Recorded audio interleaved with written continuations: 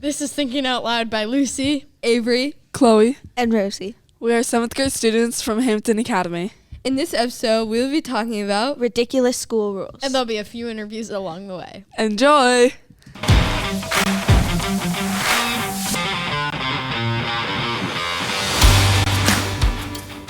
Oh my gosh, that's crazy. Lucy, we're live. Sorry, I was just watching this news article on ridiculous school rules and it was wild.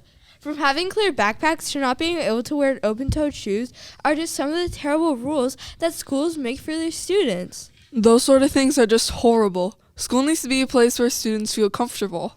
Right. Students should be able to want to go to school. They won't feel comfortable if they have to do most of the things that we talk about. They might fake being sick or make up other excuses so they don't have to go to school. If they're going to give us all these rules, they should give us an explanation for why they're putting these school rules out there. I agree. According to Distractify, a high school dean decided that the girls' bathroom was using too much toilet paper, so she decided to stand outside the girls' bathroom and hand toilet paper to each individual student. If the students needed more toilet paper, they would have to beg for another square. All the students brought it up to the school board, and the dean finally agreed to let the girls use as much toilet paper as they wanted. Thank goodness. Apparently afterwards, they TP'd the dean's car to get revenge. Really? Heck yeah. What about dress codes and suspensions? I heard some schools don't let their students dye their hair, and it has to be a natural color like black, brown, or blonde. One student in Texas got suspended and dress coded for his dreadlocks as a hairstyle. Why would they suspend him for having his own cool hairstyle? I'm not sure, but let's find out.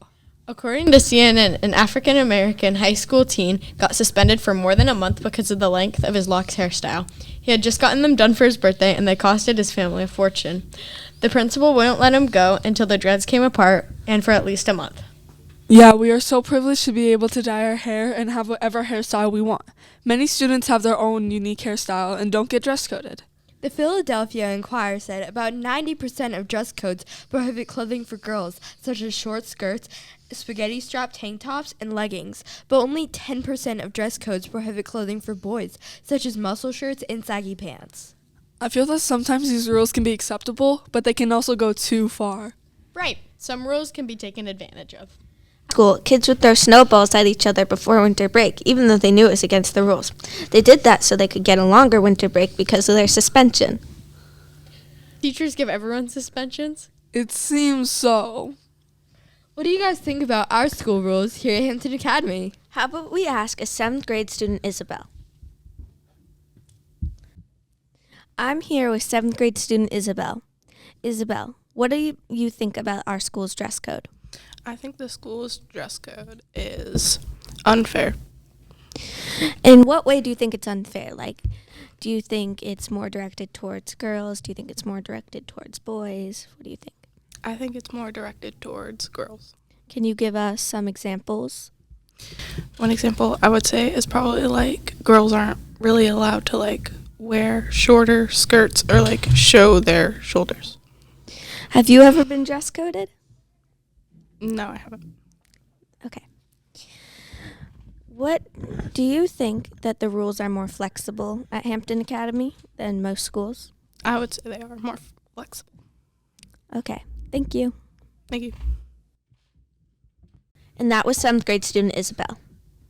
She stated that most of the dress code was more directed towards boys or girls than boys. For girls, okay, let me restart that. Okay. She stated that most of the dress code are more directed towards girls than boys. For girls, they need to cover their stomachs and their shoulders, while boys barely have any rules. Izzy also stated that our dress code is a lot more flexible because it allows people to wear whatever they want, as long as it's appropriate, without having to worry about what their teachers will think of it. Why do people make these rules? Let's look at some other incidents. Lots of schools have the same rules that some students may not like, but it's for our own safety and sometimes it's for respect. Just like hats. Hats are disrespectful to wear inside, but students can make it a big deal.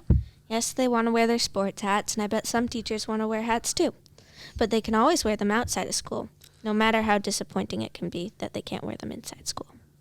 Some other really weird school rules are no standing in circles, No standing in circles. no hugs, Why not? or rules like you have to have a date to the dance or you can't go.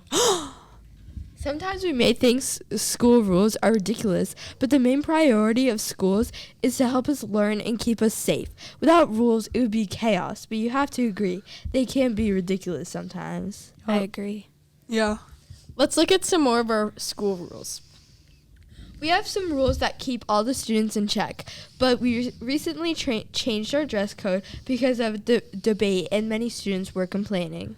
Now our dress code isn't directed as much towards girls so much as all genders. Some of the rules were, if your hands are lower than your pants, then your pants are too short. Unbelievable. No shoulders showing. Really?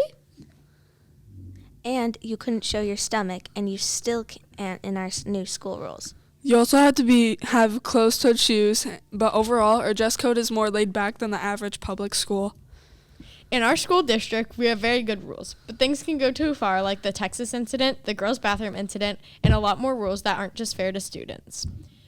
But we should finish up soon. Besides, I've got to finish my show. And a special thanks to everybody who made this possible. And this was Thinking Out Loud. Thanks for listening.